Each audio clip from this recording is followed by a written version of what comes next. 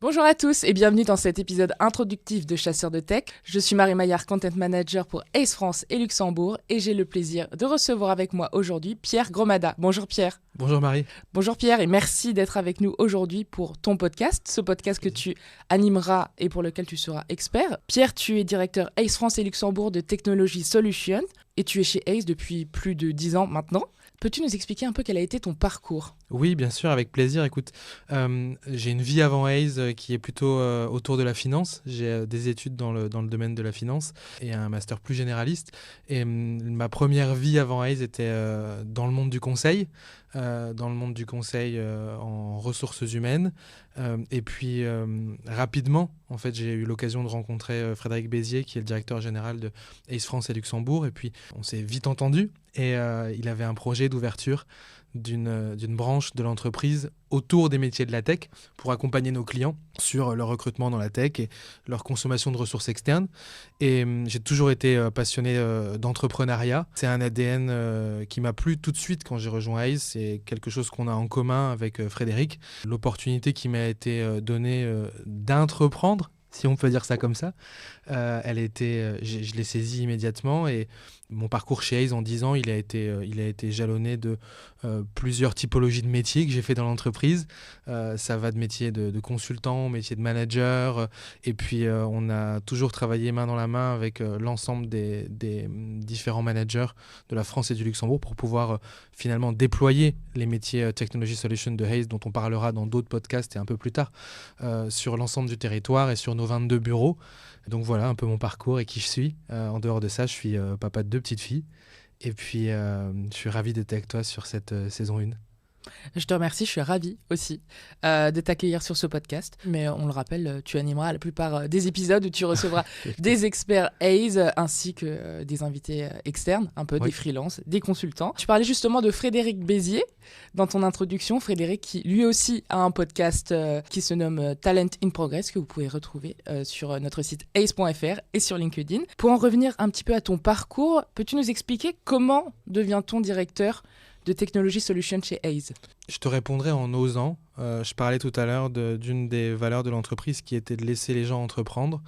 Donc je crois qu'oser, c'est le bon mot. On fait partie d'un groupe qui est un groupe mondial, qui est coté en bourse et qui, malgré sa taille impressionnante, laisse beaucoup de place à la créativité, laisse beaucoup de place aux idées, dans laquelle on sent vraiment que la pyramide hiérarchique, elle laisse place et elle laisse accessible à tous l'entrepreneuriat. Et donc moi qui ai toujours eu ce goût en fait d'entreprendre et cette volonté de créer et d'essayer des nouveaux business, je crois que c'est comme ça que j'ai réussi à grandir dans l'entreprise.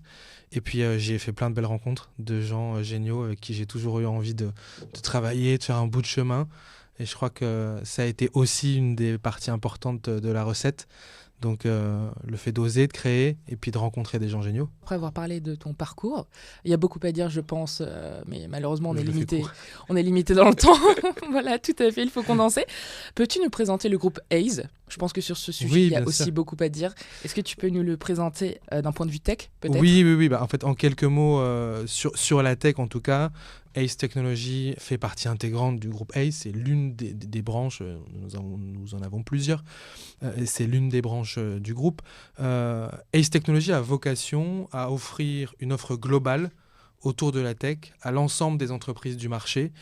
Je parle d'offre globale parce qu'on l'a co-construit avec nos clients. C'est le fruit d'une réflexion stratégique qui a été menée au niveau groupe, puisque cette branche existe dans l'ensemble des pays du groupe Ace. Mais je parle de co-construction avec les clients parce qu'on s'est assis avec des dirigeants d'entreprise, des DRH, des directeurs informatiques, pour comprendre au fil de la vie de leur projet et de leur entreprise comment ils avaient l'habitude de consommer des ressources dans la tech et quels étaient leurs besoins. Et il s'est avéré qu'il y avait 5 grands besoins qui étaient les leurs, qui nous ont permis au sein de la branche Technology Solutions d'ouvrir finalement 5 lignes de service. Donc le premier, qui est un métier historique de Ace et qui est très présent aussi dans la tech, est un besoin de recrutement. Voilà, un besoin de recrutement en CDI, en CDD, de professionnels du monde de la tech. Et donc c'est évidemment un service qu'on rend à nos clients sur la partie Technology Solution. Le deuxième, c'est de pouvoir aider les clients à se staffer en externe et à trouver les bonnes ressources qu'ils n'ont pas forcément besoin d'engager, parce que les dépenses d'une entreprise sont organisées de telle sorte que tout le monde n'est pas en CDI dans une entreprise. Et donc la troisième ligne de service, elle est en lien avec ça. On met à la disposition de nos clients des ressources externes en informatique pour un temps limité qui est défini avec l'entreprise. Et ensuite, les deux autres services qu'on a créés autour de la tech pour nos clients, ils sont plus administratifs. Ce sont des services de portage salarial et de portage commercial. Donc, on permet à nos clients de s'occuper finalement de payroller et de représenter des personnes avec qui ils sont déjà en contact, avec qui ils souhaiteraient faire affaire et avoir des relations, mais pour qui ils ne peuvent pas travailler en direct, souvent pour des questions de process interne et de référencement. Et donc, on peut intervenir à ce moment-là pour prendre en charge ces personnes-là et les représenter au nom du client.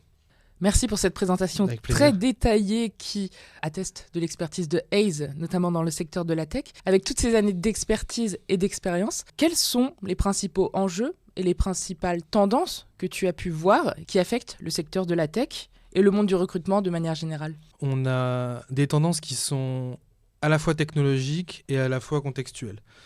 Technologique parce qu'il y a des évolutions constantes qui font que sur les 5 dernières années, on voit sur le marché l'explosion de métiers qui étaient moins présents sur les 10 dernières années et qui existaient déjà, mais qui moins présents, c'est-à-dire les métiers de la data, les métiers du cloud, les métiers qui sont en lien avec les ERP et les CRM explosent vraiment depuis 2 ans et continue de croître en termes de besoins de nos clients.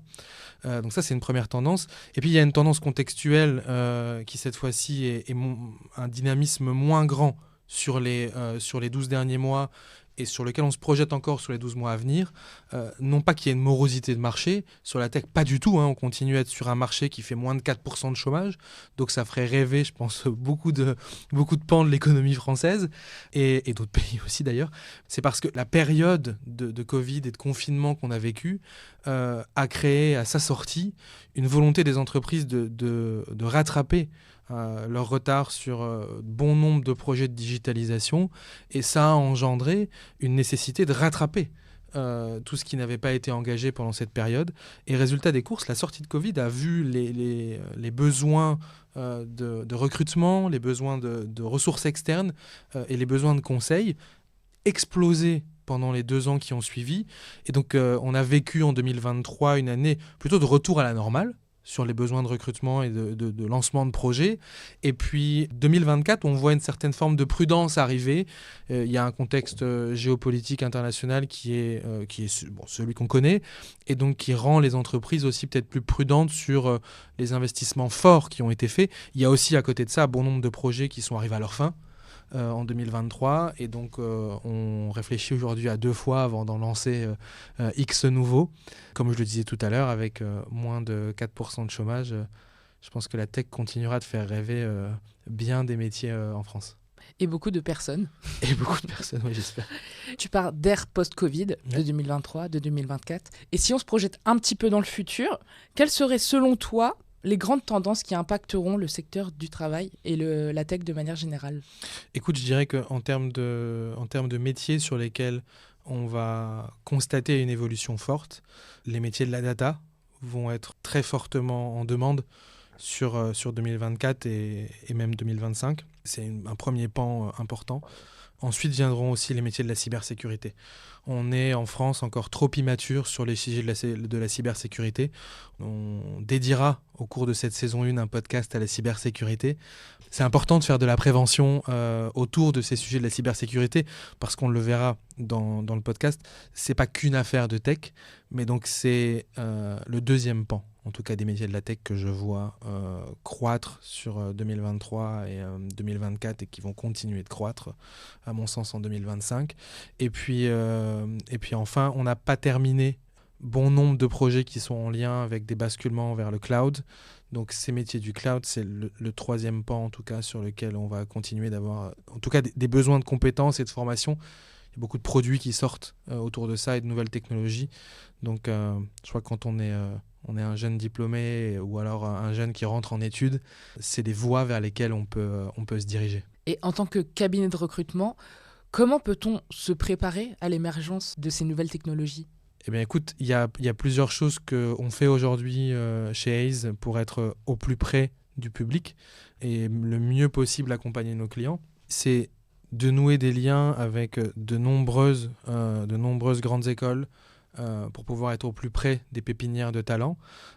Mais c'est aussi d'être en accompagnement de nos communautés. Et quand je dis en accompagnement de nos communautés, je parle de notre capacité à conseiller les communautés de talents qu'on anime au quotidien sur des formations, sur les technologies vers lesquelles ils peuvent s'orienter. On a vu assez récemment l'arrivée de technologies comme Flutter émerger et je pense que c'était important de pouvoir aussi quelques mois avant ces arrivées-là conseiller aux jeunes de se former sur ces technologies.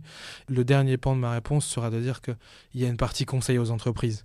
Parce que très souvent, quand on parle de pénurie de talents, on a une première réflexion qui est de se dire c'est difficile de les trouver sur le marché.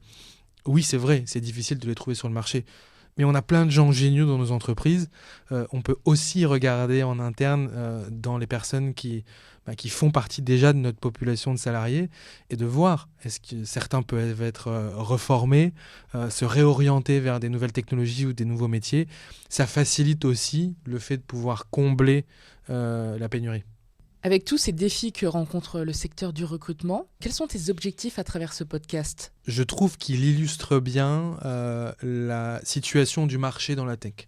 On parle souvent de pénurie, on parle souvent de difficultés, d'animer des communautés de talents, d'être auprès d'eux, et puis de pouvoir créer des rencontres avec les entreprises. Donc c'était aussi une manière pour nous de vulgariser le métier de chasseur de tête, et puis de faire un jeu de mots entre la tech et puis ce métier connu sur le marché qui est celui du recrutement ou de la chasse de tête. Donc ça c'est pour la première partie de la réponse concernant le choix du nom. Et puis concernant notre objectif et notre volonté, eh bien écoute, il y a beaucoup de questions qui nous reviennent au quotidien, tout le temps, et ce dont on se rend compte avec les équipes, c'est qu'on répond souvent à des questions qui sont les mêmes autour des tendances de marché, autour des technologies qui émergent, mais aussi très souvent, au vu du positionnement marché de Hays et de notre place de leader, et aussi d'aborder sous un angle RH les sujets de la tech en France.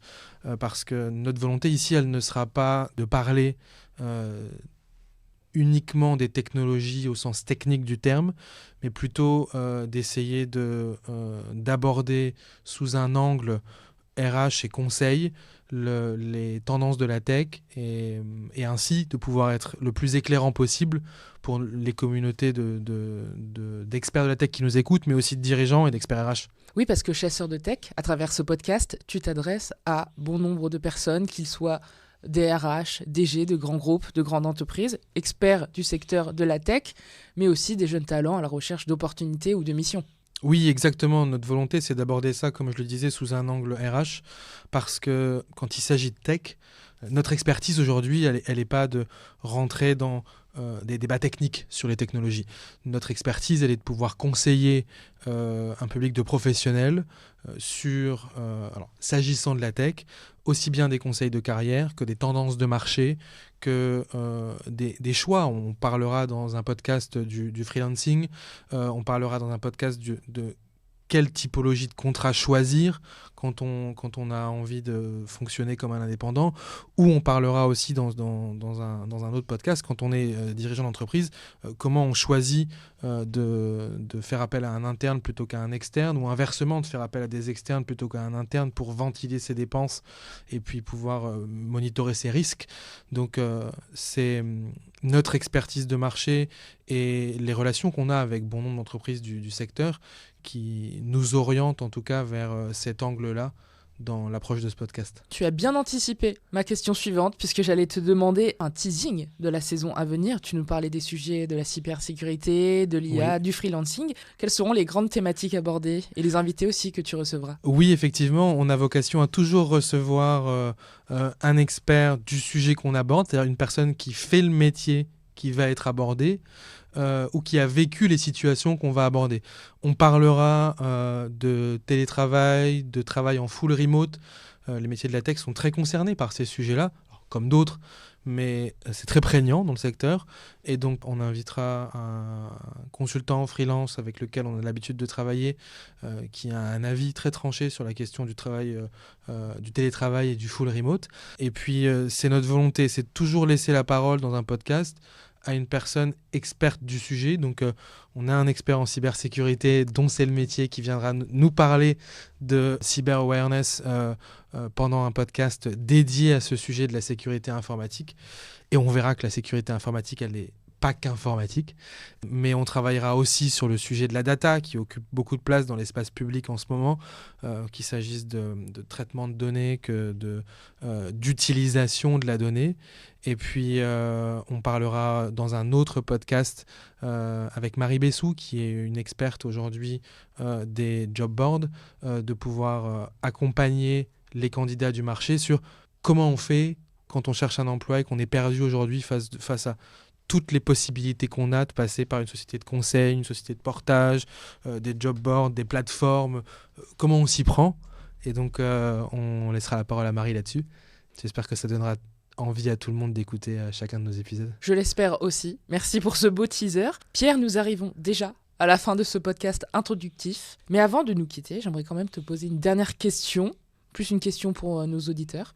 Quel message souhaiterais-tu leur transmettre à travers ce podcast, à travers ton expertise, ton expérience? Je souhaite leur dire que j'espère de tout cœur qu'on sera le plus éclairant possible pour eux et que un podcast, c'est pas le seul moyen de se former, donc qu'ils n'hésitent pas à nous appeler. On est aussi et surtout là pour les accompagner au quotidien. C'est un moyen différent pour nous de leur donner des conseils à toute heure du jour et de la nuit, parce qu'on peut réécouter le podcast quand on en a envie, mais surtout quand on est aussi bien à la recherche de conseils quand on est client, parce qu'on a besoin de ressources et on ne sait pas toujours comment les consommer, où les trouver, à qui faire appel, à quel moment on a besoin de quelles compétences, que quand on est candidat, parce que rebondir après une mission ou chercher son prochain challenge, sa prochaine évolution de carrière, on est là pour ça. Donc ils n'hésitent surtout pas à appeler l'un de nos 200 consultants tech qui sont présents en France, et on est tous là pour eux et ravis de les aider. Merci Pierre. Avec plaisir. Merci de t'être livré au micro de ta propre émission, finalement. Et surtout, merci d'avoir partagé ton parcours, ton expertise, ton expérience du secteur de la tech et du monde du recrutement globalement. Rappelons que pour la suite de la saison 1, tu interviendras en tant qu'animateur et expert invité. Ouais. Merci beaucoup Pierre. Merci Marie. Je vous remercie pour votre écoute et je vous donne rendez-vous très prochainement pour un nouvel épisode de Chasseurs de Tech. À très bientôt.